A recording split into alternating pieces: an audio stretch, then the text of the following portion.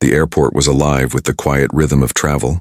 Footsteps, soft chatter, the distant echo of boarding calls. Among the crowd, a man moved calmly, dressed simply in a plain jacket and jeans, carrying nothing more than a small black bag. There was nothing unusual about him, and maybe that was what made him invisible. He walked with the kind of peace that doesn't need attention, only purpose. A few seats away, a woman scrolled through her phone impatiently. Her designer purse rested beside her, her perfume strong enough to mark her presence before her words did. She checked her boarding pass again and sighed loudly, annoyed that her seat wasn't in first class. Life for her was a ladder she believed she had already climbed, and anyone below her was invisible. The boarding announcement echoed across the terminal. Passengers began lining up. The man waited quietly at the end, not pushing, not hurrying, just smiling softly as people rushed past him.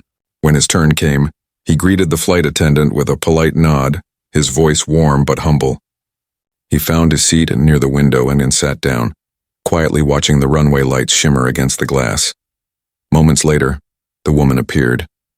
She looked at her ticket, looked at him, and froze. Her expression changed instantly, confusion, then disgust.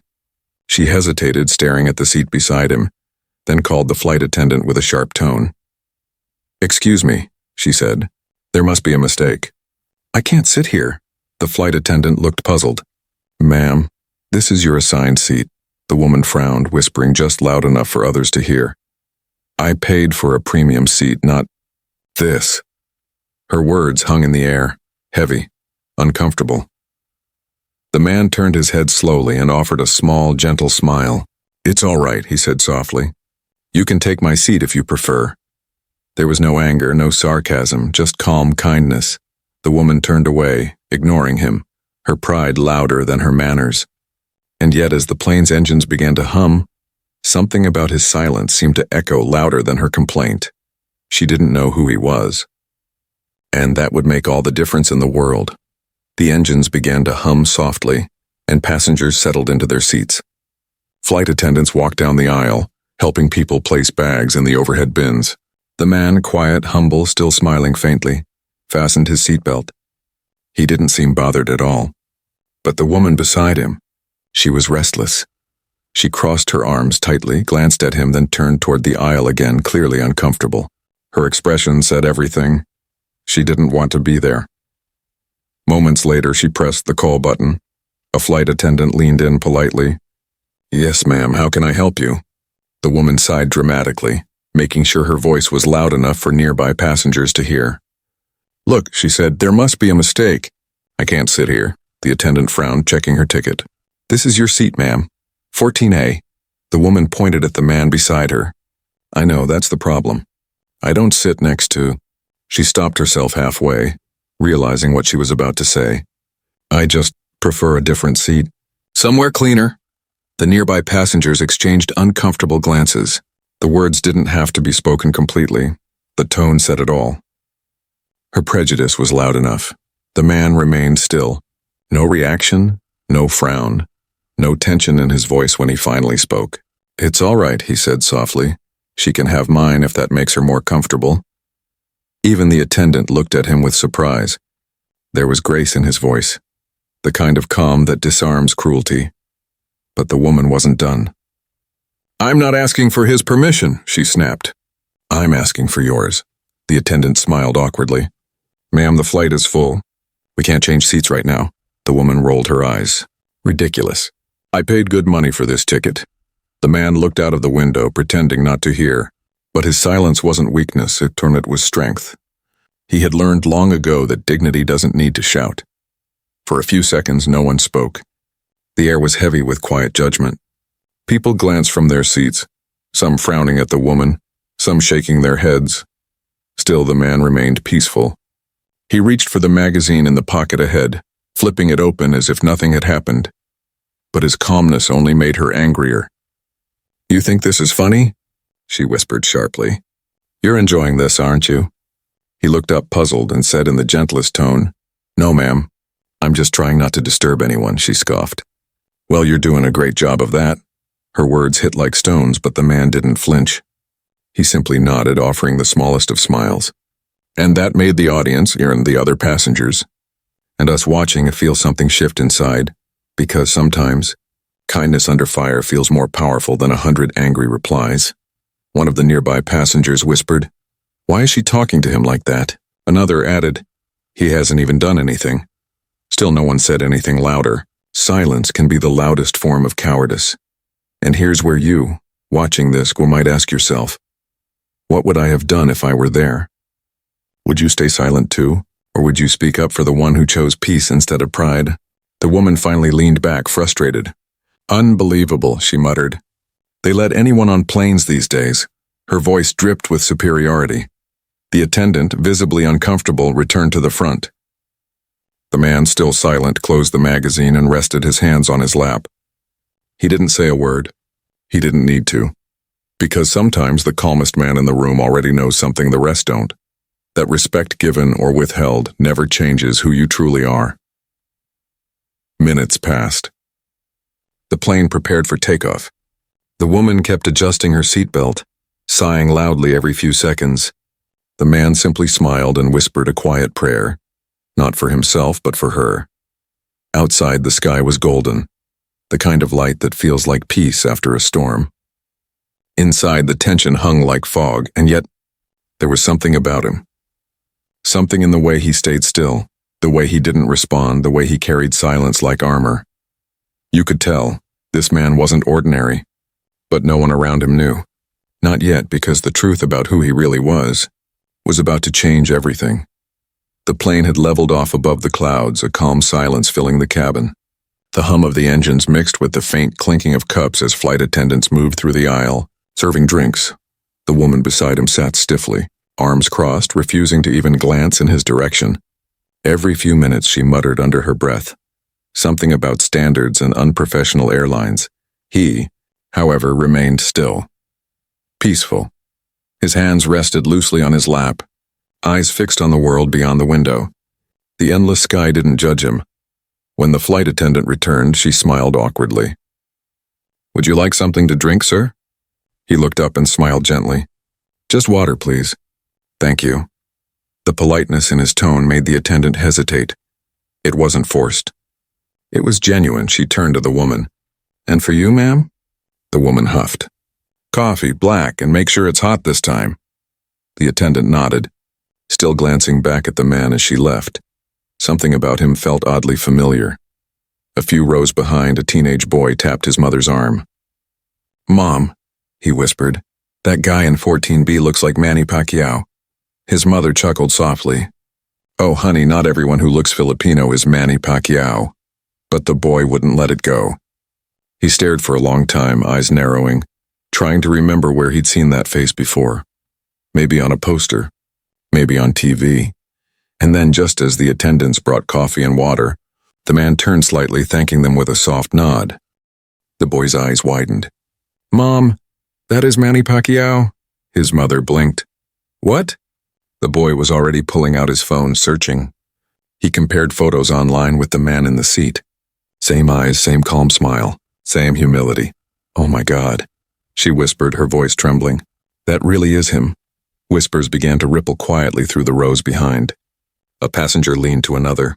"Hey, that's Manny Pacquiao, right?" "Wait, what? Are you serious?" "Yeah, look, it's him." Phones began to lift discreetly, screens glowing in the dim cabin light. Some tried to take subtle photos, others were too shocked to even move.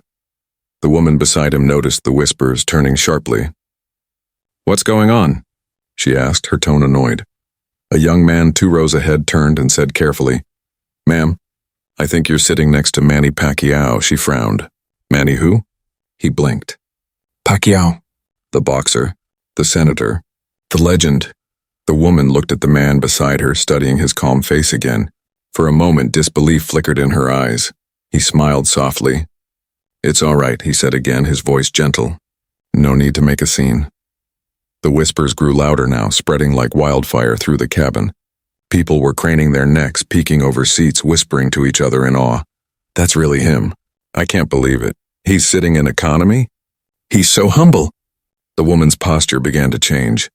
Her earlier arrogance melted into visible discomfort. She glanced at him again, realizing the weight of what she'd said. I don't sit next to people like him. Now, those words echoed back in her head like thunder. The flight attendant returned, balancing a tray. Her eyes widened when she saw the commotion. She leaned closer, whispering nervously, "Sir, forgive me for asking, but are you Manny Pacquiao?" The man smiled, a little embarrassed. "Yes, ma'am," he said quietly. "But please just call me Manny." Gasps spread through the cabin. The realization had officially landed. The woman froze completely. Her face turned pale as she tried to find words, but none came. Passengers began softly clapping, not because he was famous, but because of how he had handled everything. He looked around, smiling humbly, bowing his head slightly in thanks. The woman, unable to meet his eyes, whispered shakily, I didn't know." Manny turned to her gently. "That's okay, ma'am. You don't have to know who someone is to treat them with kindness." Those words hit harder than any punch he had ever thrown in the ring. The cabin went completely silent. Even the engine seemed quieter for a moment. A young girl a few seats ahead whispered to her mom, "Mom, he's so nice." Her mom smiled softly. That's what real greatness looks like. And somewhere deep inside, the woman who had refused to sit next to him felt something she hadn't expected. Shame. Not because she had been exposed, but because his humility had shown her what true strength looked like. The flight attendant, now smiling brightly, said, "Sir, please, let me move you to first class." "It's the least we can do." Manny shook his head. "No need. I'm fine right here." And then he turned to the woman beside him once more, his tone calm, almost comforting. "Ma'am, if you still want to switch seats, I'll be happy to move." Her lips trembled. "No," she whispered, tears beginning to form in her eyes. "I'm the one who should move, but not to another seat, into a better heart." The passengers around them smiled softly, some clapping again, others just nodding quietly. The moment was simple. No shouting, no revenge. Just a man proving that true respect doesn't demand recognition. It creates it, because sometimes the most powerful lesson comes not from what you say, but from what you choose not to say. The atmosphere inside the plane had changed completely. What began as tension now felt like quiet awe. Passengers whispered softly, some smiling, some reflecting. And the woman who once refused to sit beside Manny Pacquiao sat motionless, her pride collapsing under the weight of her own words. The truth had hit her harder than she ever imagined. Her mind replayed every moment. The look she gave him, the tone she used, the way she treated him like someone beneath her. And now, he sat right there beside her, not just a man but a living legend, a champion who had fought his way out of poverty, represented his country, helped millions, and yet chose humility when insulted. She swallowed hard, her throat tight. The world outside the window looked blurry now, maybe because of the tears she was holding back. She finally whispered, her voice trembling, I'm so sorry." He turned toward her slowly, eyes gentle, not angry, not proud, just calm. "For what, ma'am?" he asked softly. She blinked, her voice breaking. "For how I acted. For the things I said. You didn't deserve that." Manny gave a faint smile. "It's okay. People say things they don't mean sometimes." "No," she said quickly, shaking her head. "That's not okay. I judged you without knowing anything about you. I saw someone and decided they weren't worth respect." She paused, trying to breathe through the guilt building in her chest. The cabin around them had grown still again. People were pretending not to listen, but every ear was tuned to their conversation. Manny leaned slightly forward, his tone warm, humble. "You know," he said, "when I was young I used to clean streets. People would walk past me like I didn't exist. Sometimes they'd laugh at me. Sometimes they'd throw things. And every time I told myself, don't hate them. Just work harder. Let your actions speak." The woman's eyes filled with tears. "And you did," she whispered. He smiled gently. "We all can. It doesn't matter where we start. What matters is what we learn along the way." She wiped her eyes quickly, embarrassed. You're too kind," he chuckled softly. "No, just experienced." For the first time since boarding, she truly looked at him. Not as a celebrity, not as a boxer, but as a human being. And for the first time, she saw what humility looked like when it was real. The flight attendant walked by again, smiling nervously. "Everything all right here?" The woman nodded, her voice soft. "Yes, better than before." When the attendant left, the woman turned again, hesitating. "Can I ask you something?" "Of course," Manny replied. She took a deep breath. "How do you stay so calm when people treat you badly, when you know you've done nothing wrong?" He looked down at his hands for a moment, then smiled faintly. "Because anger doesn't heal people. It just proves them right. But kindness?" He paused. "Kindness makes them see themselves." Those words settled into the air like a quiet truth. The woman nodded slowly, fighting back another tear. "I think I just saw myself for the first time today." He smiled kindly. "Then it's a good day." She laughed softly through her tears, not because it was funny, but because it was freeing. Her pride had broken, and in its place grew something far more powerful: humility. A man across the aisle, clearly moved, said quietly, "Sir, thank you for reminding us what respect really means." Manny nodded politely. "Thank you. But don't thank me. Thank her for having the courage to apologize." Everyone turned to look at the woman, who sat frozen for a moment, then nodded shyly, whispering, "I'll never forget this." The applause this time wasn't loud, and it was gentle, sincere. A quiet ripple of hands coming together in a moment that felt more human than heroic. The woman took a deep breath and smiled faintly. "You know, I thought respect had to be earned." Manny looked out the window, eyes reflecting the golden clouds. "Sometimes it does. But sometimes, it's what we give first that changes everything." Silence followed, the kind of silence that feels peaceful, not empty. And as the plane continued to glide smoothly through the sky, something beautiful happened. The walls between strangers disappeared. The teenage boy who had recognized Manny offered to take a picture of them together. The woman hesitated at first, but Manny nodded kindly. When the shutter clicked, she smiled through tears. Not for social media, not for attention, but for memory, because that moment wasn't about fame anymore. It was about forgiveness. As the captain's voice echoed through the speakers, "Ladies and gentlemen, we'll be landing shortly." Manny looked around, smiling at everyone as if they were old friends. And for the woman beside him, it wasn't just the end of a flight, it was the beginning of change. Sometimes, the biggest journey doesn't happen in miles, it happens in the heart. The captain's voice echoed softly through the cabin. "Ladies and gentlemen, we'll be beginning our descent shortly. Please fasten your seatbelts." The clouds outside began to thin, revealing the city lights below, tiny golden veins glowing through the darkness. Inside, however, the light felt different. It wasn't from the lamps or the windows. It was from the change that had quietly settled inside everyone on that flight. The woman sat still, hands clasped together, replaying every moment in her mind. Every word she had said, every look she had given, every ounce of arrogance that had blinded her. And next to her sat the man she once dismissed, calm, gentle, and smiling softly as if nothing had ever happened. The seatbelt light blinked on. The flight attendants made their final rounds, checking belts and trays, but every time they passed Manny's row, they smiled, not because he was famous, but because he reminded them that kindness is still powerful in a world that often forgets it. As the plane began to descend, the woman finally turned to him. Her voice was quiet but steady. "Can I ask you one last question?" He nodded. "Of course," she hesitated. "You've achieved so much. Fame, respect, success, but you still sit here in economy class. Why?" He smiled, looking out at the fading sunset beyond the clouds. "Because no matter where I sit, I'm still me. And if comfort makes me forget that, then I've lost more than I've gained." She looked at him in awe, the simplicity of his words striking deeper than any speech she'd ever heard. The wheels touched down softly on the runway. The plane slowed, shuddering gently, and passengers began to stir, gathering their belongings, unlocking their phones, talking again. But this time, the conversations felt different, quieter, more respectful. When the seatbelt sign turned off, people began standing up. And then something unexpected happened. A man from the back of the plane walked forward.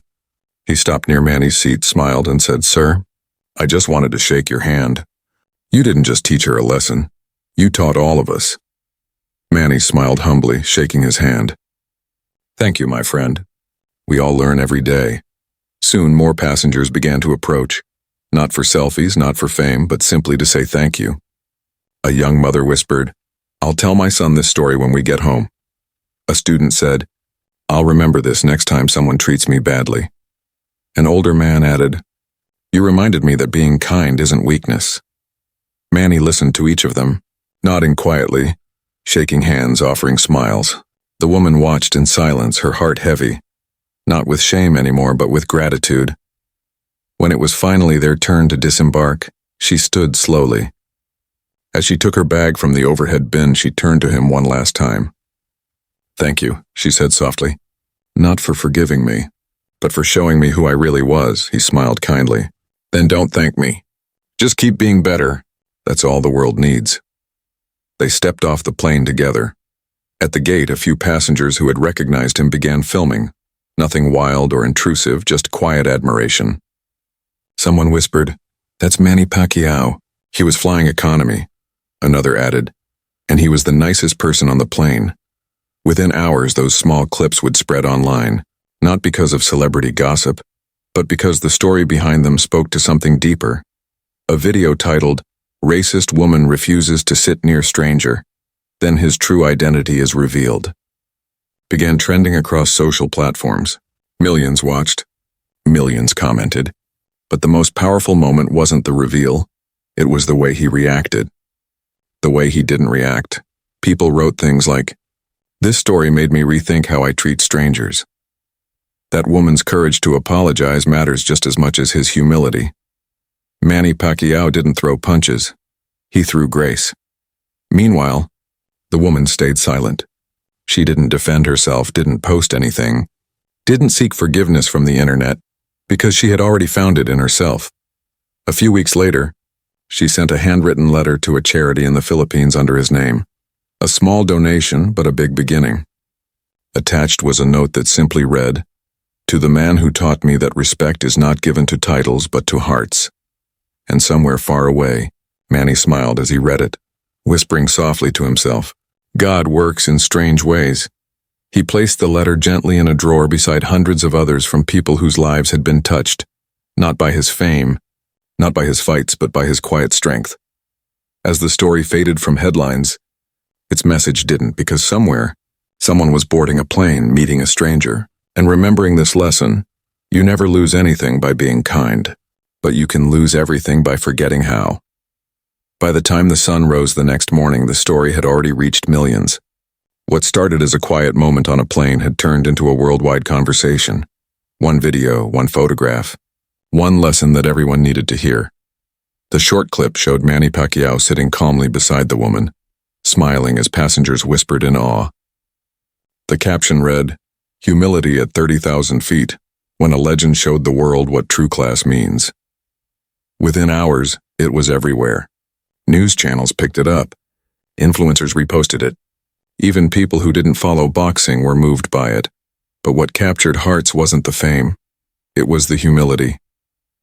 The way he never corrected her, never argued, never proved who he was. The way he simply stayed kind. Comment sections flooded with words like, "This made me cry." That woman learned a lesson the world needed to see. Manny Pacquiao, a champion inside and outside the ring. The story spread across borders, languages, and cultures. People in schools, offices, and homes began talking about it, not as gossip, but as a reminder of how quick we are to judge and how slow we are to understand. In one video, a teacher played the clip for her students. She said, "This is why you treat everyone with respect, because you never know who they really are." Meanwhile, the woman in the story, whose name the internet had started to uncover, sat in her apartment watching the viral storm unfold. She hadn't expected this. She never wanted to be famous. And now she was, and for the worst reason possible. Everywhere she looked, there were headlines. "Racist passenger humiliates Manny Pacquiao. Manny Pacquiao responds with grace. Humility defeats hate at 30,000 feet." Her phone buzzed endlessly. Messages, comments, hate mail, death threats, apologies, interviews. The world had decided who she was. But the truth was, the world didn't know what she had already learned before they ever found out. She turned off her phone, sat in silence, and cried. Not because of the humiliation, but because she finally understood the pain she had caused. Then something unexpected happened. A message appeared on her email. Simple, unmarked. The subject line read, "From Manny." Her heart stopped. With trembling hands, she opened it. The message was short, only a few lines. "Ma'am, I heard about the messages you've been getting. Please don't let them define you.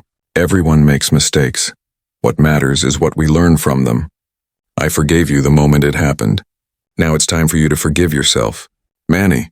She read it over and over, tears streaming down her face. No anger, no pride, no conditions. Just forgiveness. That email changed everything. She took a deep breath, opened her camera, and recorded a short video. No makeup, no filters, no background music. "Just honesty," she said softly. "My name doesn't matter. But I'm the woman from that plane. I judged a man because of how he looked. I spoke with arrogance, and I disrespected someone I didn't know. When I found out who he really was, I felt shame. But what humbled me most wasn't his fame. It was his forgiveness. I want to say to everyone watching this, be kind, not because people deserve it, but because you can." Her voice broke at the end, and for a moment there was only silence. That video went viral too, but this time, for the right reasons. People saw something rare, growth. The comment section wasn't filled with hate anymore. It was filled with understanding. We all make mistakes. What matters is what we do after. This woman turned her worst moment into her strongest one. Manny didn't just change one person. He reminded the whole world how to forgive. News anchors called it the flight that taught humanity a lesson. Celebrities shared it.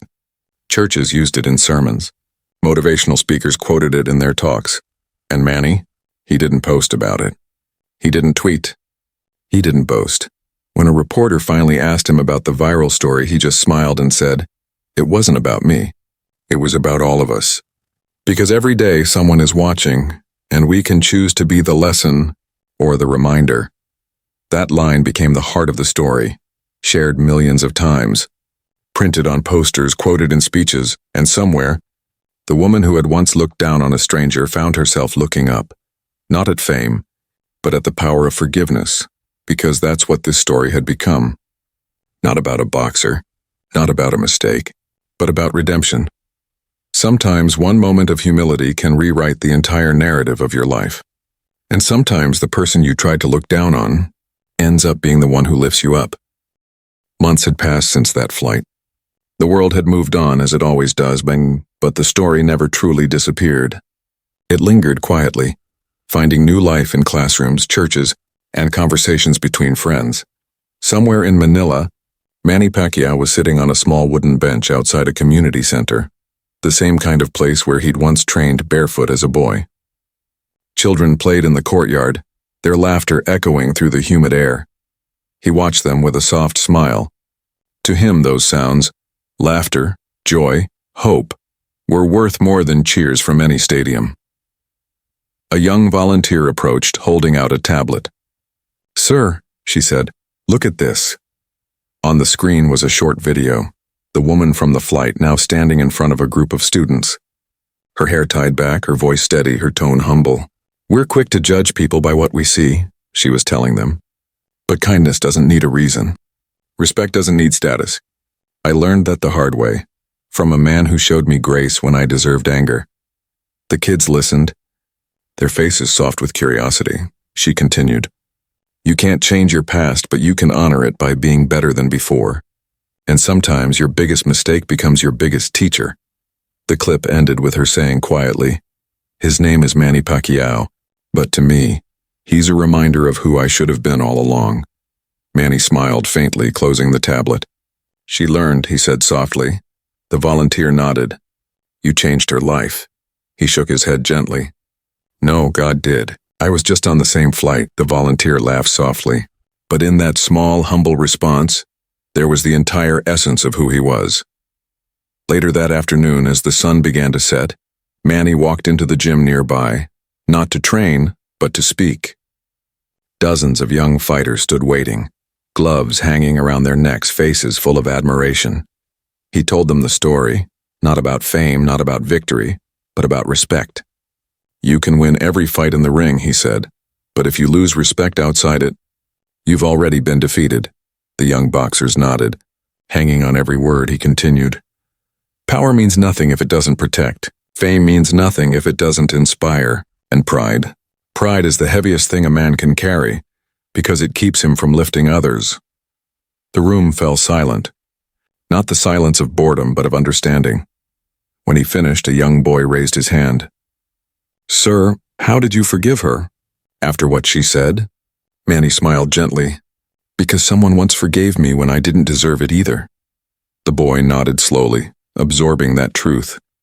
And outside, the city lights began to flicker alive, Manila glowing under the deep orange of twilight. Meanwhile, in another part of the world, the woman from the flight was living differently now. She volunteered at shelters, helped with food drives, and spoke in schools about empathy and change. She never used her name online again. Because she didn't want credit, she wanted purpose. One evening, as she walked home from a charity event, she stopped by a small cafe. On the wall near the counter hung a framed photo, the viral one. Manny sitting quietly by the window seat, smiling as if peace itself had a face. Under it was a simple quote. Be the calm that changes the room. She stood there for a long time, staring at it, remembering that day, the seat, the silence, the man who could have shamed her but instead chose grace. She whispered softly, "Thank you," and left a note on the cafe wall that read, "If you ever get a chance to be kind, don't hesitate. You may never know how far it travels." The cafe owner found it the next morning and taped it beside the photo. Within days, people began adding their own sticky notes, small messages of kindness, forgiveness, and hope. It became known as the Wall of Grace. Tourists took photos of it. Schools printed it in textbooks, and all of it, every note, every act of kindness, you could be traced back to one silent man on a plane who refused to meet hatred with hate, because that's what true greatness is. It's not in power, not in fame, not in money. It's in how you make others feel when you have every reason not to care. Years later, when asked in an interview what he remembered most about that day, Manny Pacquiao smiled softly and said, "I don't remember the words. I just remember the moment I chose peace and how that peace kept growing." The interviewer asked, "Do you think she ever truly changed?" Manny looked at the camera, his eyes gentle. "I don't need to know. Change isn't about proving it to others.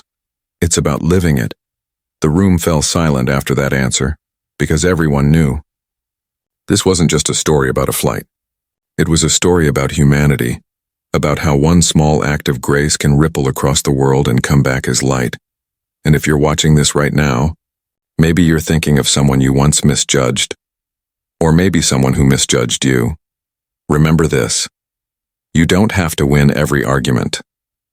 You just have to win your peace, because kindness always lands safely. If you believe everyone deserves dignity, no matter who they are, type respect in the comments. And tell us which country you're watching from. Let's spread this message of equality across every border.